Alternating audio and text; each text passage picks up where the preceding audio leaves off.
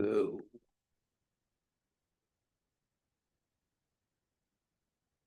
we did cover, now we are into ninth chakra, correct?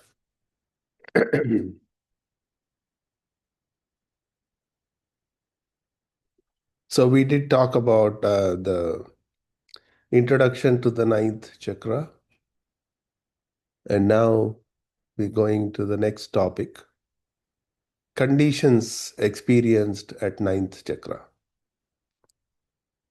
So extending the analogy of a small line and the big line, your heart now perceives the source throughout, as if every beat is a reminder of its presence.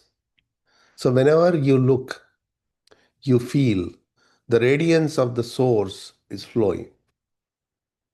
The birds, flowers, insects, plants, air, water, people, all are from the source.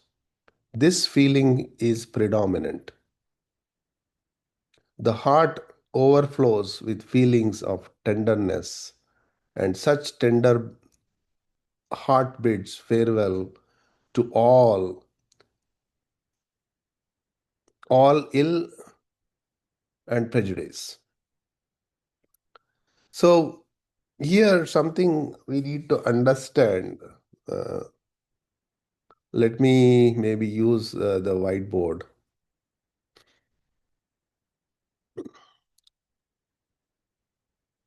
or maybe I can use it here. So if we look at the point system and the regions, there is a clear distinction between them. So let's say, let me draw a line, a horizontal line and a vertical line. And now let's put a point system. This is an nth dimension we are talking about. So in an nth dimension, how do you represent nth dimension, right? So we can only always look at part. So any explanation given so far is only in a context and in a particular view. So no example, no uh, concept will explain the whole thing. So we are only understanding the part. So let's say we start at the point one. Okay. Let's say this is point one. This is point one. So now when you are looking at the point one, you see the circumference. This is the whole region of point one. So we should not be looking at a point as a focused area, focused point. Rather, it is representing a broader idea, right? It's like when you say, where in Texas do you live? Or where in Florida do you live? You say, I live in Orlando, or you say, I live in Dallas, or you say, I live in Austin, right? So Austin it is as if it represents a point, but Austin is an area, it's a broader area. Orlando is a broader area, like that. So each point represents a broader, vast dimension. Think of it, each point representing a dimension, and it has some area. So this area in Babuji's terms, he termed as a region. So in broader, then they kind of divided these regions into uh, the the heart region. Heart region is from point 1 to point 5, and then the mind region, and you will also find central regions, and you will find a lot of sub-regions in between. It's like that. So as we are moving up, you see the area is expanding. Now we are talking about ninth point here somewhere. So in this ninth point, it's like this. every new place you go to, it kind of gives you a different feeling, different flavor, different atmosphere. The same thing here. I mean, it's an inner internal journey, inner journey. As you are moving through each and every point, you'll have different conditions. And we are traversing these through points many times. Okay. So this Thursday, I was talking to Cliff, and like we were generally, I was explaining. So one of I should say, a close associate of Chariji, who is a previous guide and master of heartfulness, Clark Powell is a guy from Mobile, Alabama. He I was moving. He was traveling to India several times, so he met one few senior trainers at that point, at that time, and he asked one of the senior trainer, "Which point am I in? How much progress I made?" So the response was, "You are at, let's say point 0.9." And then he went to another senior preceptor, senior trainer, and the second senior trainer said, "You are at fourth point." And the third person said, "You are at 12th point." And fourth said, "You have not even crossed the second point." Something like that. I'm just making it up. Okay. The answers I don't know. So, and then he went to Chariji, the guide, and he said, "These four trainers gave me four different answers. Which is the right answer?" And Chariji had a big laugh and said, "All of them are wrong." Okay. So this basically gives us some idea of how the progress should be looked at, right? So I drew it. I mean, if you watch my videos on the YouTube channel, I drew this several times.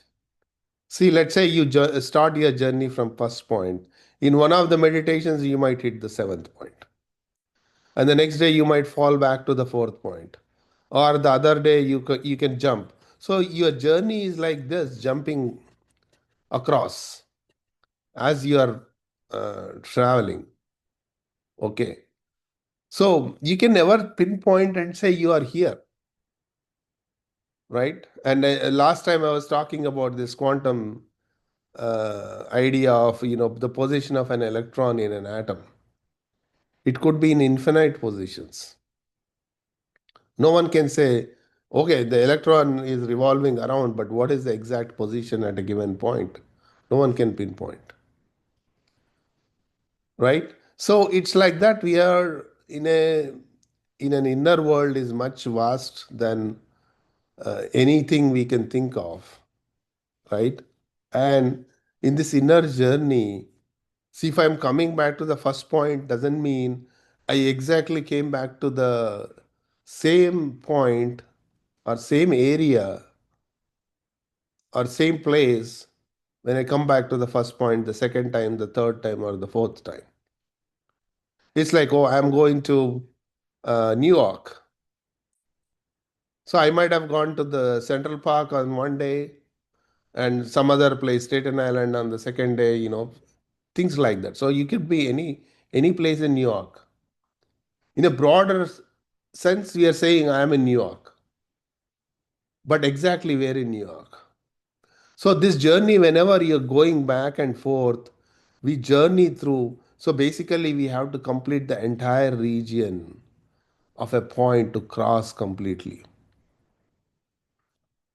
So like that, we are traversing, expanding, going back and forth, and expanding a little bit in every place.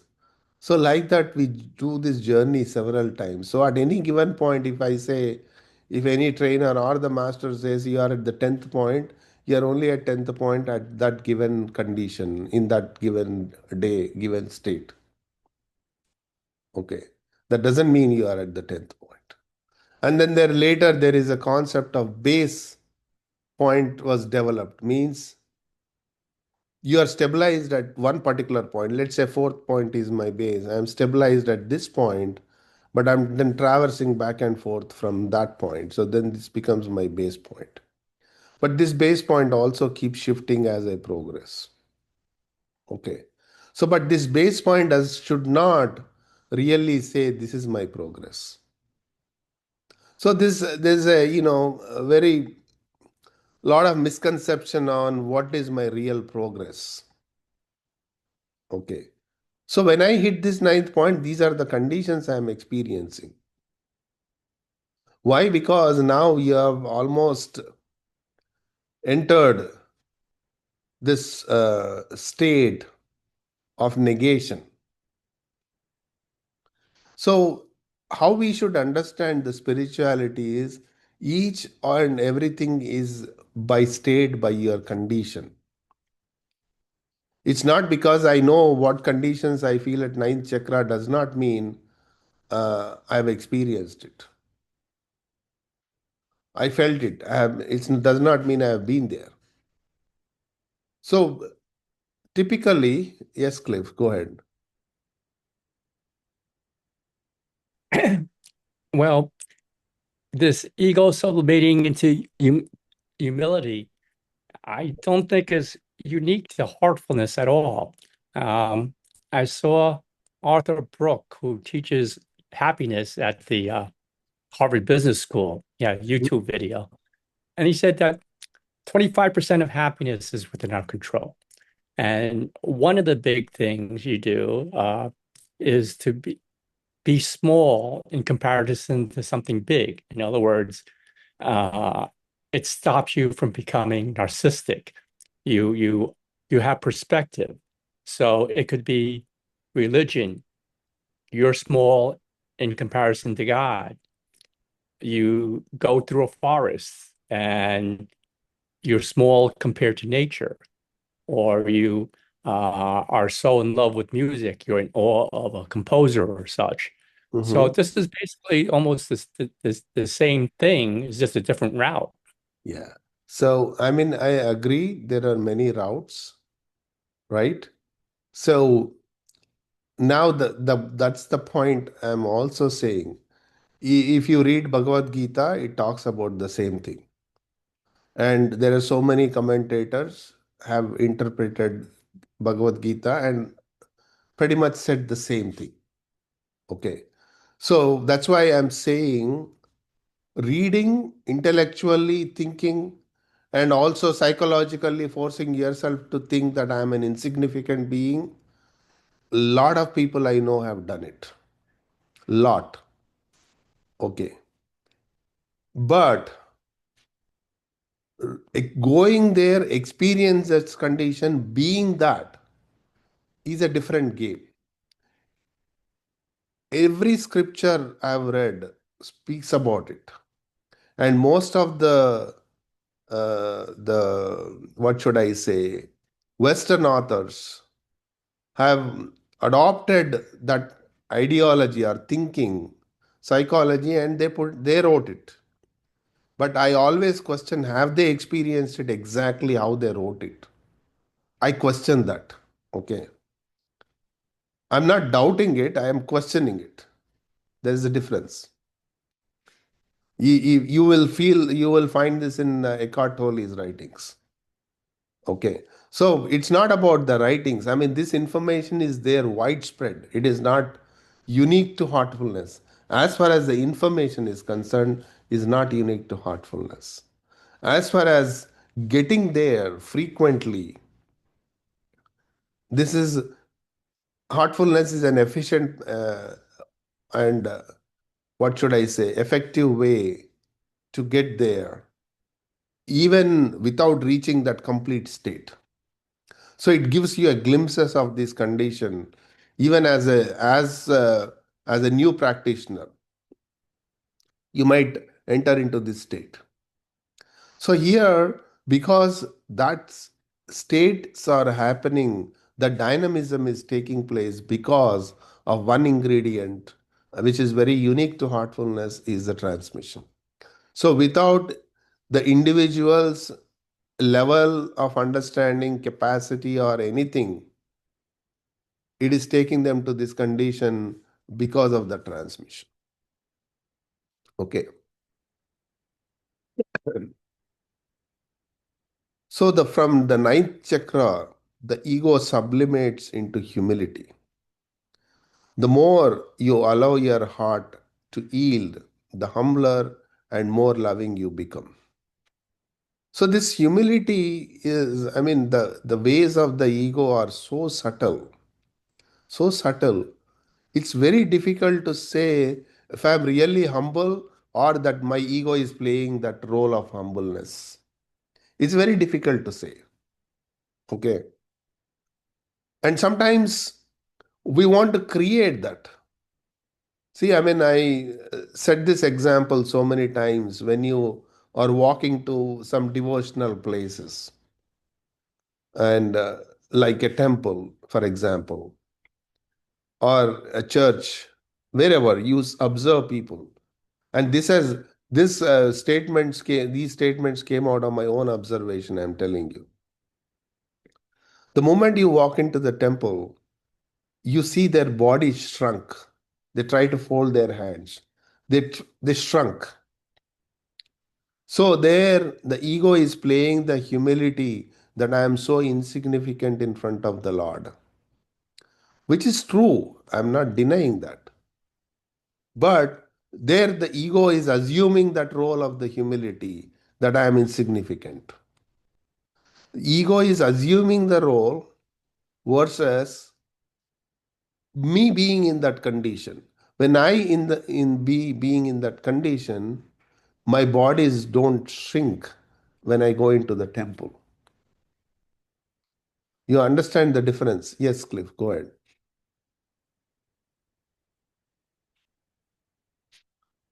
Unmute yourself.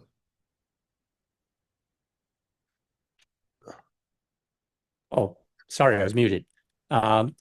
Said the ego is part of us. And when that shrinks, do we not shrink also? Yes, but that's why there is an expansion, there is a contraction. So the humility, we arrive at that condition while expanding is completely different. I might write the same thing. I felt so insignificant in front of the Lord. But the question is, who felt the insignificant in front of the Lord? Is it your ego or something beyond ego? So the conditions are not from the ego. The conditions we are talking about in the chakra are from beyond ego. It is of the consciousness, it is of the soul which is experiencing those conditions. So that's a fundamental difference here. Okay. So that's why we need to understand. I mean, I have seen so many, right? Oh, I'm so insignificant in front of the Lord. And then, because I am so devoted, because I am so insignificant, because I am so and so, God, better, you address all my needs. So there we are entering a transaction because of so many qualities I have developed. So there, ego is pretending that it's not that the qualities are developed in us. When when the consciousness merges into this state, and that what it is experiencing is not because of ego, but because of something beyond ego. So we need to understand this and discern this, and it happens as you practice meditation. As you practice meditation with transmission, well, let me underline the last word, transmission. So the more the heart surrenders, the more love flows through you. So this is another thing, recently someone asked, how can I love? I said, you cannot love because love is not an action. Love is not an expression. Love is about your being. That's why you will see the, significant difference between, the so-called masters of the past, Jesus or anyone you see, all that they have expressed is the love, means they have become that being of love. That's why they were able to make difference in the world.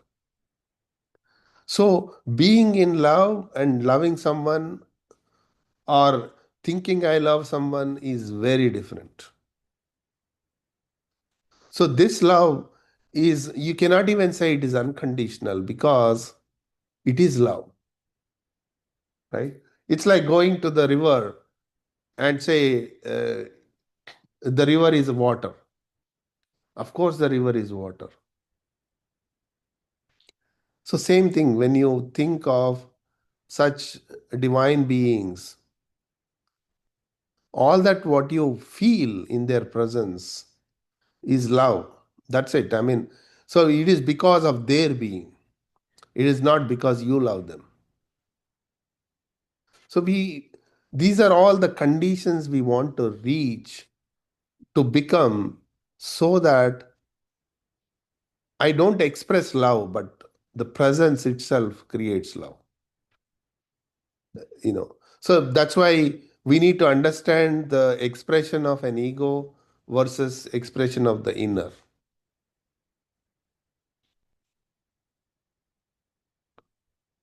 So any inclination of the ego to dominate others feels torturous.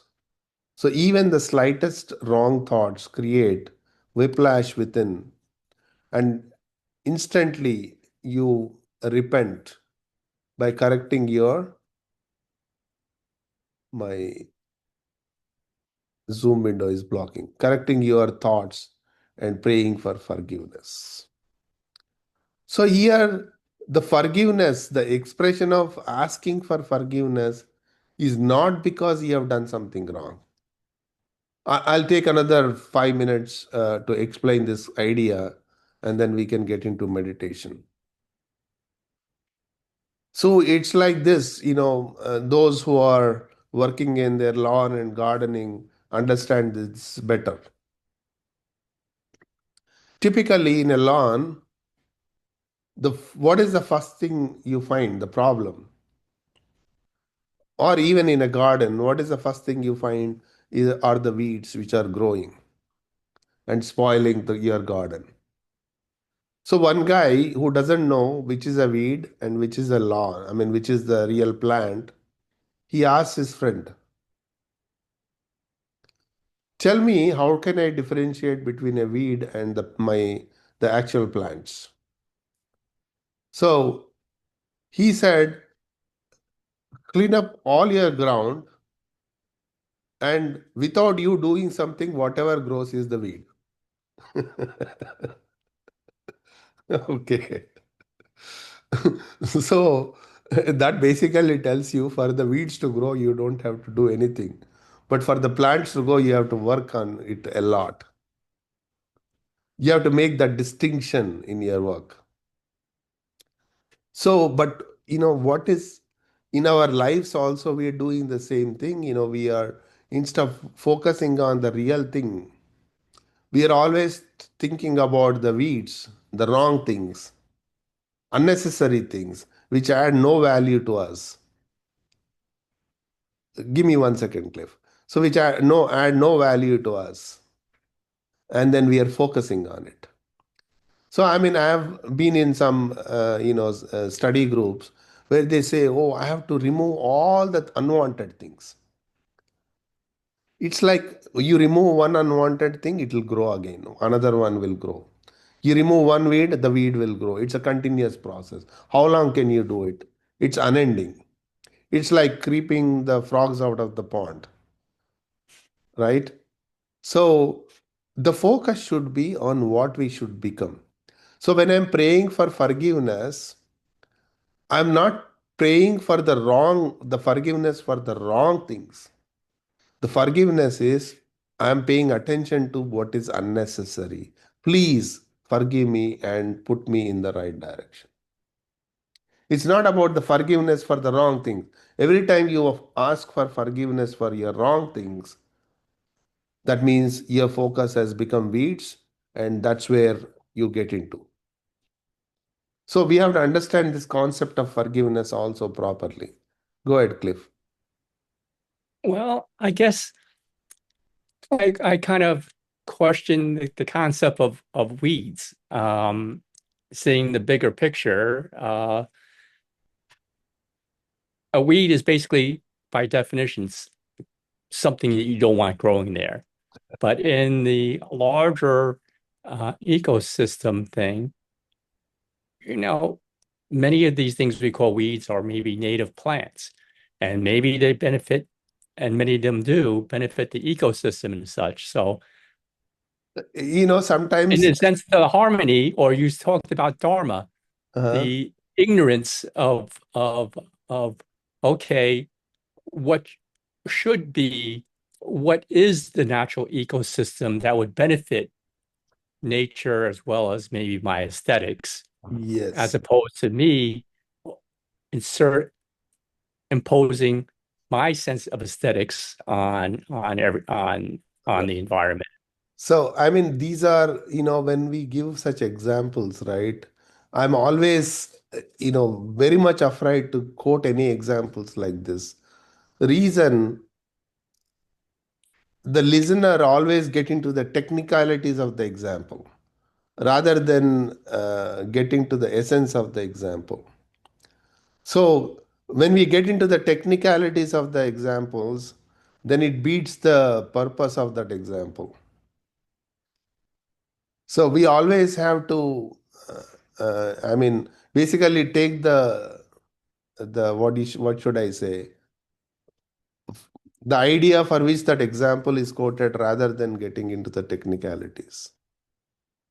I mean, once you get into the technicalities, it is broken. It's like, you know, there is a, maybe I should stop the recording before I quote another example.